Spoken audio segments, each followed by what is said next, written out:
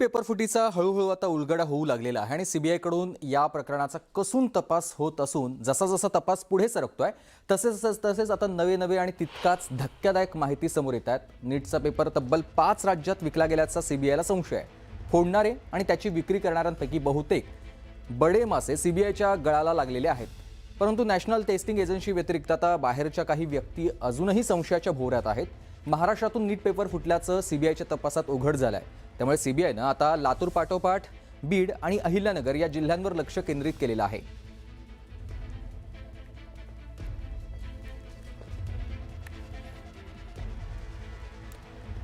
तर आता नेमकं काय नीट प्रकरणामधली अपडेट आहे ते आपण थेट ग्राफिक्सच्या माध्यमातून पाहणार आहोत। आणि 5 राज्यांमध्ये म्हणजेच राजस्थान, बिहार, पश्चिम बंगाल, महाराष्ट्र आणि केरळ या महाराष्ट्रातल्या ठिकाणी काही 5 राज्यांमध्ये नीट पेपर फुटीचं हे नेटवर्क आहे। महाराष्ट्रातली छापेमारी सध्या सुरू झालेली आहे। त्या व्यतिरिक्त राजस्थान, बिहार आणि पश्चिम बंगाल त्याचबरोबर केरळमध्ये देखील आता ही छापेमारी होणार आहे। राजस्थानमध्ये पेपर सर्वाधिक विक्री झाल्याची सध्या माहिती मिळते, म्हणजे सर्वाधिक विक्री महाराष्ट्रापेक्षा राजस्थानमध्ये झालेली आहे। त्या व्यतिरिक्त बिहारमध्ये लाखोंनी पेपर विक्री झाल्याची माहिती देखील समोर आली आहे। म्हणजे सीबीआयकडून तपास सुरू झाला आहे, त्या सगळ्या संदर्भात ही माहिती समोर येते।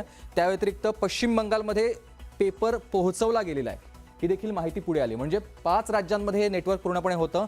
5 राज्यांमध्ये सगळ्यात शेवटी केरळमध्ये पेपर विकला गेल्याची सध्या तरी माहिती आहे। म्हणजे या 5 राज्यांमध्ये सीबीआयकडून तपास सुरू असताना ही सगळी माहिती समोर आली आहे। आणखी काही ठिकाणी या सगळ्या गोष्टी आहेत का हे देखील पाहायला जातील। म्हणजे लातूरमध्ये केलेल्या तपासानंतर 2025 ची नीट परीक्षा ही आता सीबीआयच्या रडारवर आलेली आहे आणि नीट 2025 रडारवर आल्याची माहिती म्हणजे नीट 2025च्या परीक्षेची देखील चौकशी होणार असल्याची माहिती मिळते।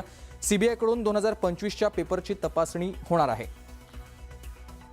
2025 मध्ये मोठेगावकरांना पेपर फोडल्याचं समोर आलेलं आहे। आरसीसी क्लासेसच्या विद्यार्थ्यांच्या चौकशीमधून ही माहिती समोर आलेली आहे आणि त्या या सगळ्यामुळेच मोठेगावकरच्या अडचणी आता वाढणार आहेत।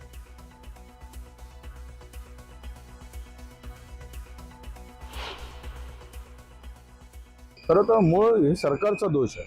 काय करतायत देशाचे शिक्षण मंत्री? झोपा काढत आहेत, त्यांना काही अक्कल नाही की 10 वर्षामध्ये 25 वेळा जर नीटचा पेपर फुटतो आणि त्यावर जर त्या सिस्टममधील लोकच त्यामध्ये इन्व्हॉल्व आहेत तर मग मंत्री म्हणून काही जबाबदारी आहे की नाही?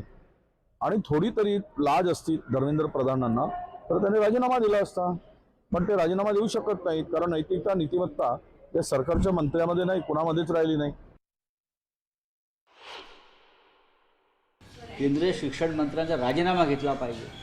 महाराष्ट्रात पेपर फुटले, राज्याच्या मुख्यमंत्र्यांनी जबाबदारी घेतली पाहिजे। काय करताय? तुम्हाला धमक्या नाही ते तुम्हाला रस्त्यावरती आणून लोकांनी जाब विचारला पाहिजे।